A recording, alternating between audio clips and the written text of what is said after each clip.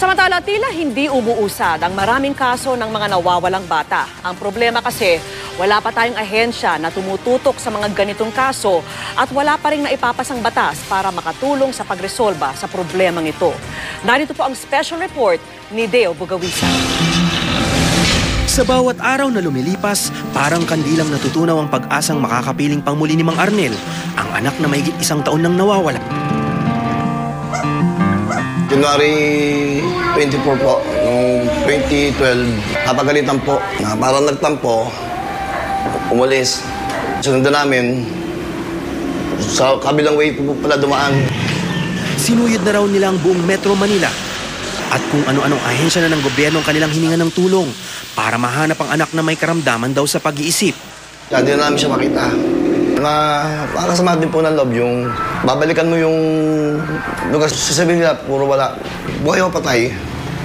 Makita ko lang kung ano talaga nangyari. Sa buong mundo, tinatayang mahigit 20,000 batang nawawala araw-araw. Walang kahalintulad na datos ang Pilipinas. Lalo na't di gaya sa ibang bansa. Wala kasing ahensya ng gobyerno ang formal na itinalaga para manguna at tumutok sana sa kaso ng mga nawawalang bata. Wala tayong tiyak na guidelines para nagsasabi na ito ang ahensya na maaari mong lapitan kapag nawawala ang iyong anak.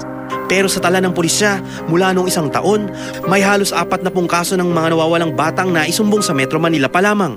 Ang kautusan ng ating Chief PNP, pag may nire-report ng mga nawawalang bata, huwag nang hintayin yung sinasabi nilang 24 hours para technically i-declare na nawawala. Agaran, magresponde at mag-imbestiga.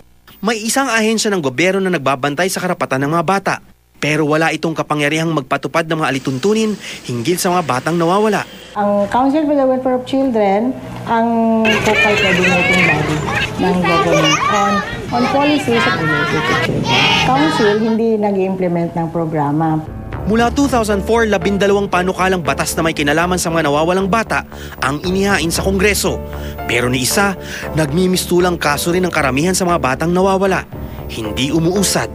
Wala naman talagang mga grupo na tumututok at tumutulak sa pagpasa ng batas na ito. Wala rin masyadong ingay tungkol sa issues. Oras na mahiwalay ang bata sa kanyang magulang, agad itong nahaharap sa iba't ibang panganib. They are at risk of being abused and exploited. Pero nasa mga magulang man ang pangunahing responsibilidad ng pag-aalaga at pagbabantay sa kanilang mga anak.